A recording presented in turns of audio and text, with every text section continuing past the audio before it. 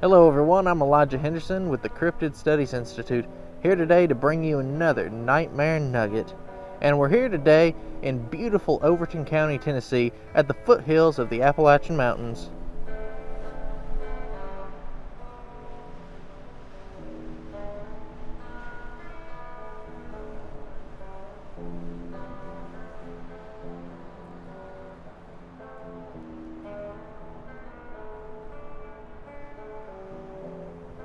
Hilham, Tennessee, an unincorporated community in Overton County, may be small in stature, but it is big in beauty.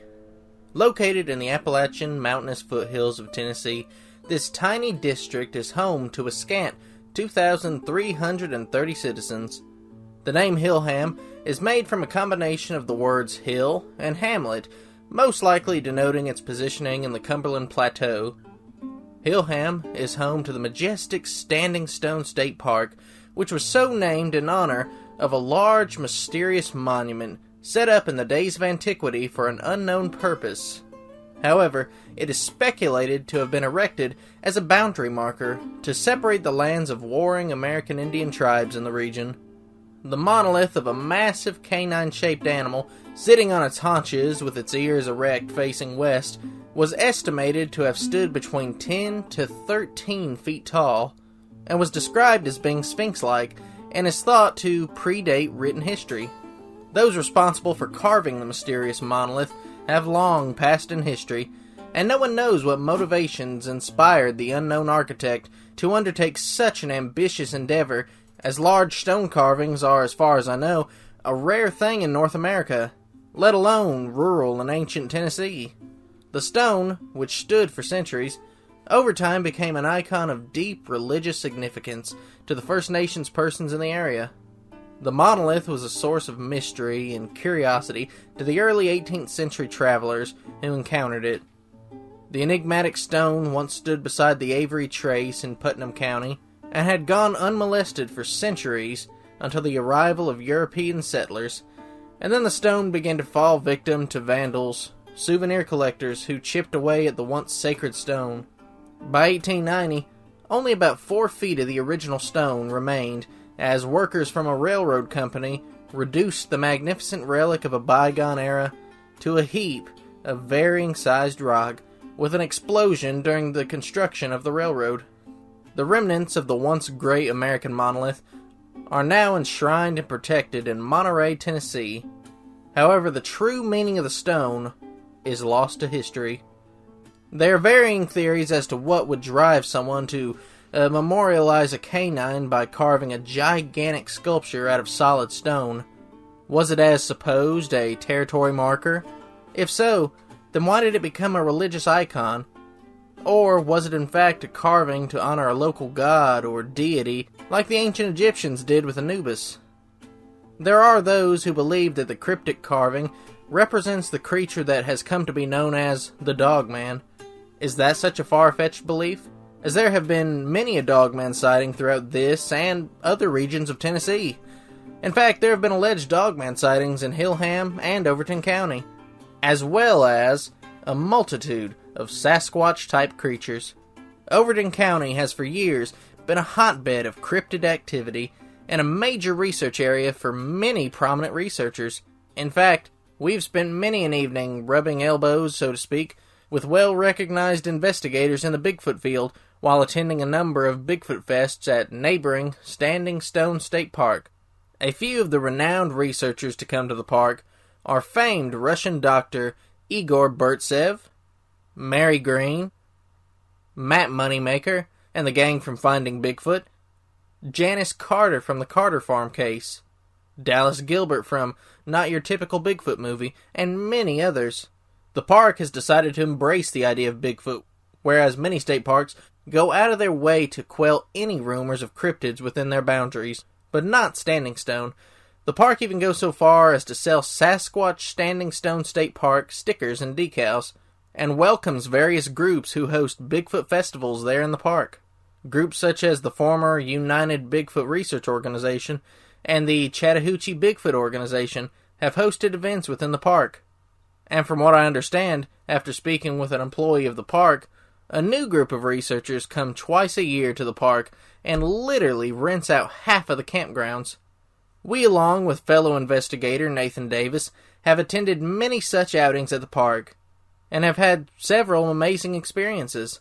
While little activity occurs within the park proper, we have recorded many a vocalization coming from the surrounding mountaintops, and Nathan even had one of the bipedal upslopers venture into his camp while he was camping alone and slap his picnic table and start to flick the antenna on his car. Whether you go to a Bigfoot festival or not, I would encourage anyone who has an ingrained love for nature to visit the park and drink in the breathtaking beauty that it has to offer. The park was established in 1939 and came into being through one of the programs that arose out of Franklin D. Roosevelt's New Deal. The park sits on 855 acres that surround a man-made 69-acre lake, which is itself surrounded by the 11,000-acre Standing Stone Forest. One of the projects that came out of the New Deal involved the Resettlement Administration, which relocated impoverished farmers whom they moved off of their land and resettled them to areas chosen by the government, which reminds me of what happened to the residents of the land between the rivers to make way for the construction of the land between the lakes National Recreation Area. However, I find it odd that both areas are home to cryptids, and the land was taken over by the government. Standing Stone has become the home of the National Roly Hole Marble Championship that takes place every September, as well as the aforementioned Bigfoot festivals.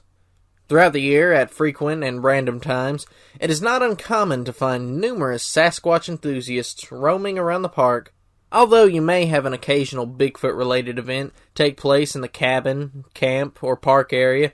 The majority occurs in the surrounding Standing Stone Forest, and some of those areas have proven over the years to be true hotspots of cryptid activity. One such location is an abandoned camp called Camp Widgeon. The camp, dependent upon who you ask, is said to have been a camp for disabled and underprivileged children, while others say it is an old Boy Scout camp. Whatever the camp's original purpose, it is now abandoned and creepy, and has a real eeriness about it, especially at night. And oh yes, we've spent plenty of nocturnal hours stationed upon that ridge, listening and recording as Sasquatch creatures howled, roared, and chattered to one another from distant peaks and down in various hollers. Tree knocks and rocks clacking together are also commonplace, or at least they were in seasons past. Tracks thought to belong to Bigfoots have been found in the soft mud inside the old camp bathroom, and phenomenal teepee structures have been found around the camp. I love to go to the old camp whenever I visit the park, but it is quite a chore, as there are two paths that lead up to the cabin area, and neither are ideal. One is very steep, and the other requires a hike at a slightly less steep angle, but you're still hiking about a mile uphill. On one occasion, while taking the mile-long path, my dad found something very interesting. At the time, my family was really into what is called geocaching, which involves looking for hidden items using GPS coordinates. Well, as we were walking up the pathway, my dad saw something red way off in the woods, and he thought that it was perhaps where someone had hidden a geocache, so he walked off into the forest to check it out. It turned out to be an old metal tube of toothpaste sticking up out of a tree stump. It had been intentionally placed standing up, with the bottom end wedged in the stump, and the red cap pointing skyward. My dad removed it and found that this wasn't your ordinary tube of toothpaste. It was an old metal tube of Colgate with MFP, and that would date the tube to the 70s or 80s.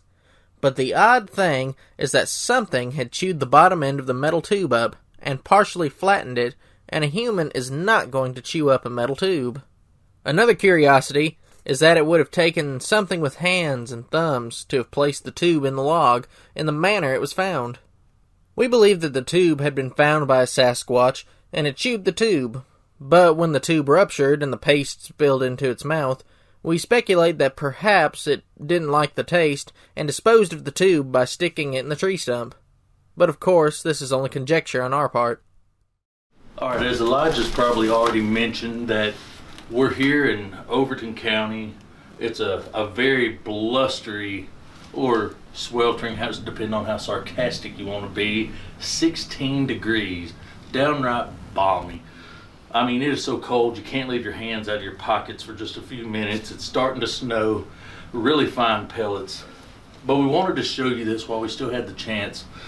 We're at an abandoned Boy Scout camp here up in the mountains of Overton County, not very far from a local state park, Standing Stone Park. If you've never visited there, it's beautiful. You want to make sure that you come here sometime. But we used to come here all the time and do a lot of Bigfoot research with our good friend Nathan Davis, who will always be Cryptid Studies Institute royalty. But we would come up here oftentimes, and we'll show you around the landscape more in a few minutes.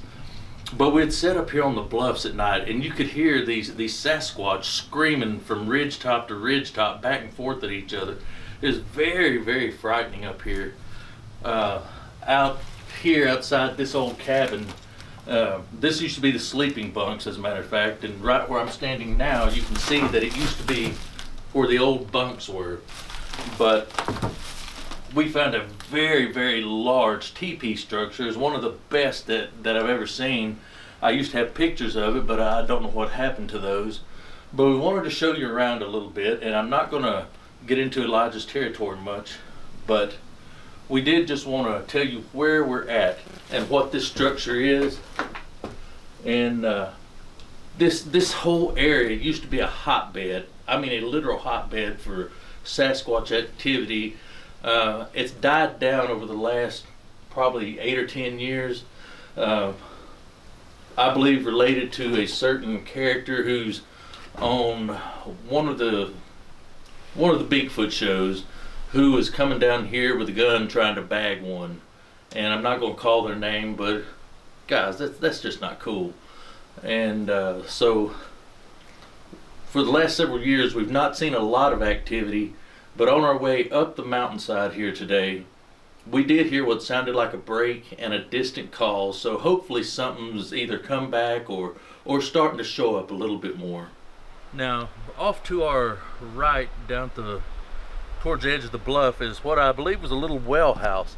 Now, one night we walked in there and someone had placed like one of those little Blair Witch figures, or I can't remember exactly what it was, whether there's a pentagram or a little Bell Witch or Blair Witch thing. Yeah. But it was right down there in that well house. It was down in there. Yes, and right up here to the left in the clearing in these paths was that really, really nice tripod teepee. It's like over in here, wasn't it? Yes. Well, let's walk through and give them a tour real quick. In addition to any cryptid that may be here, we have to be on the lookout for bear and coyotes for certain, and wild boar. Down at the bottom of the hill, they got a wild boar hog killing pen set up down there. And this is actually mountain lion territory too, isn't it? Allegedly, you know, you have bobcat and all other sort of critters like that. But we'll take you inside one more real quick. Watch your steps. Okay. Always floors are giving way. More than likely, these buildings won't be here a whole lot longer. There's Look one. Here, you can see some of the old like foot lockers right here.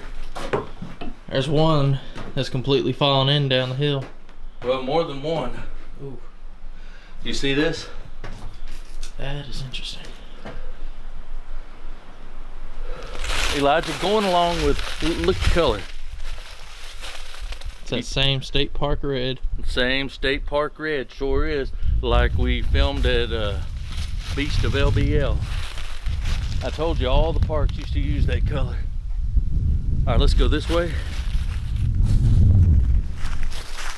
Now, Elijah, let me show you an odd thing.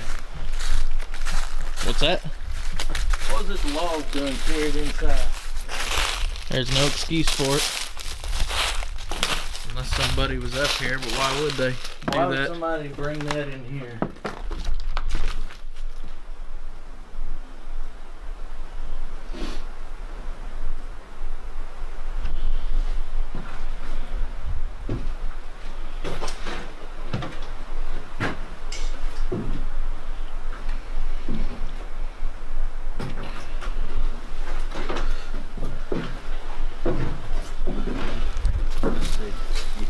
Yeah. All right, here we are.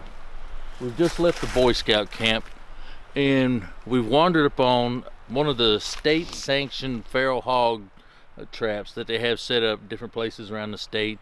This one right here, if you look over, you can see that it's baited with corn products, and the hog comes in over here. There's a gate over here. The hog will come in to eat the corn, and the gate slams, trapping the hog. And right here you can see that when they've got hogs in here, they come out. You can see shotgun shells laying around where they shoot and kill the hogs. So this is a hog slaughtering pen right here. I just thought that was kind of neat, and I'd show you that you never know what you're going to wander up on in the woods.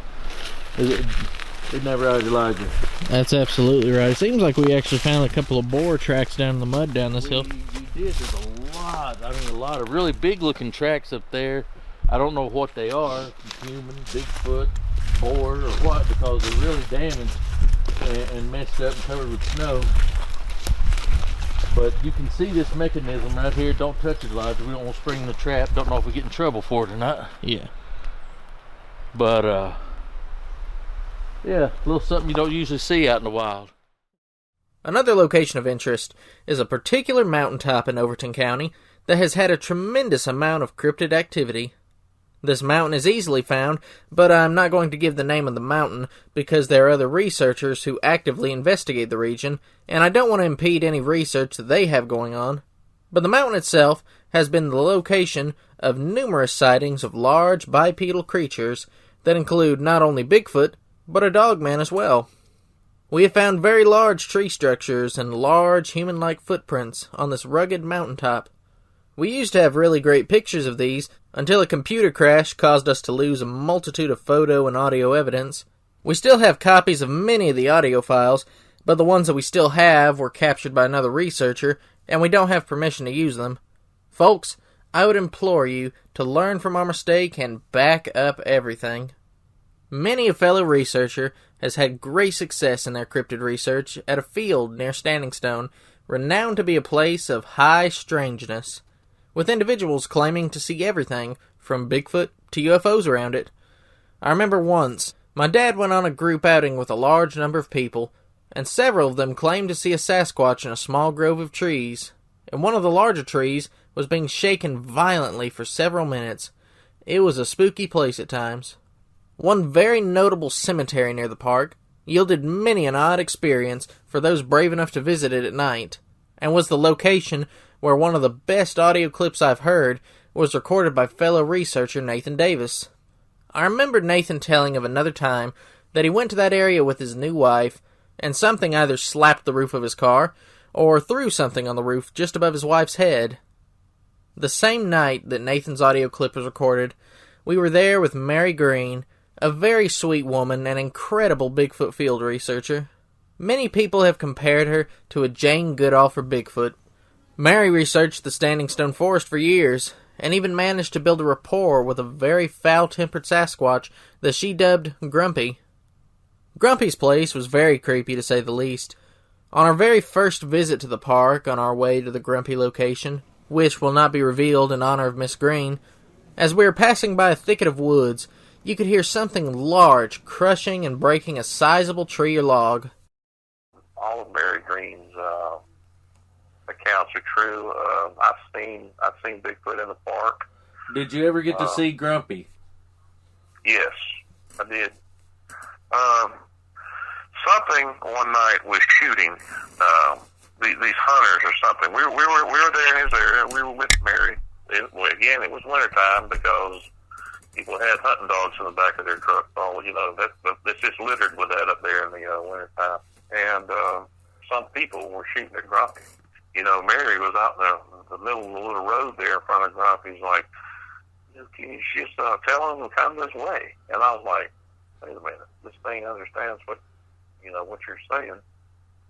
Well, it did. It did, and it leaped the road and landed in the road about 40 feet from us. And let me tell you, man, this thing, Grumpy's hunched. if he's still alive, he's punched, which means something has happened to him way before I saw him. But his right shoulder kind of edges forward and down. He's like a hunchback. And I saw him in that road that night. He was huge. He was probably 4 foot in his shoulders. He was probably around 7.5, 8 feet tall. What was his hair color? Black and gray. So he was probably getting pretty old then if he had some gray in him. Mary had been going up there probably since the early 90s, 91, 90, somewhere in there, and he was there then. And she said he's looked the same, and she said he had looked the same ever since. Could you see what type of hair was it? Was it shaggy? Was it? No, he was short-haired. Well, I say short-haired. Short hair all over most of the body except on the forearms. It was long, and he had just a touch of long hair going down the center of the back like a mane, just a little bit. And as it got closer to his butt, it got shorter. The face is not. Face looks a bit more Aboriginal, like an Australian Aboriginal, like that. And the face wasn't completely covered with hair. It was just kind of like around his jawline, that way. Like a set of mutton chops or something? Yeah, but he did have chin hair, and it did have long hair, but it wasn't like ghillie suit long. His hair all over his body was probably no more than 3 inches. It wasn't like what people would think a Bigfoot is. It's most of them have a short hair like that I've seen in this area. I don't know about other areas of the country because other areas of the country they may look totally different. Miss Green even had a feeding site set up for Grumpy, and he would oftentimes come to the site when she would call him. Miss Green has passed on now, and I will always remember her as a kind-hearted, loving lady. On the first time that I was introduced to her as a child, she gifted my sister and I with a few strands of hair that was believed to be from a Sasquatch. We even saw the certifying letter that came from the lab that did the analysis on the hair, and the determination was that it came from an unknown primate. We still have those hairs today, and we still treasure them. Yes, friends, believe it or not, I've been actually involved in Sasquatch research since I was just a very young child. Here's a picture of me and my sister when we were very young in Werewolf Springs in a lean-to. I don't know if Grumpy is still around or even alive now. I believe he has moved on somewhere else, as the park in recent years has become overrun with so-called cryptid investigators. One researcher from a prominent TV show is alleged to have come to the park, and even Grumpy's place, with guns and a horde of people in hopes of bagging a Sasquatch. It would be impossible to recount all the sightings and experiences that have taken place here over the years, and we wanted to do something this Christmas for those of you who enjoy our channel as a way to say thank you for all of your support. So we only included a few tidbits, but it should be enough to captivate your interest. I haven't been back to do much research there in several years, but when we go, we still like to get out and amble about and look for signs and listen for sounds.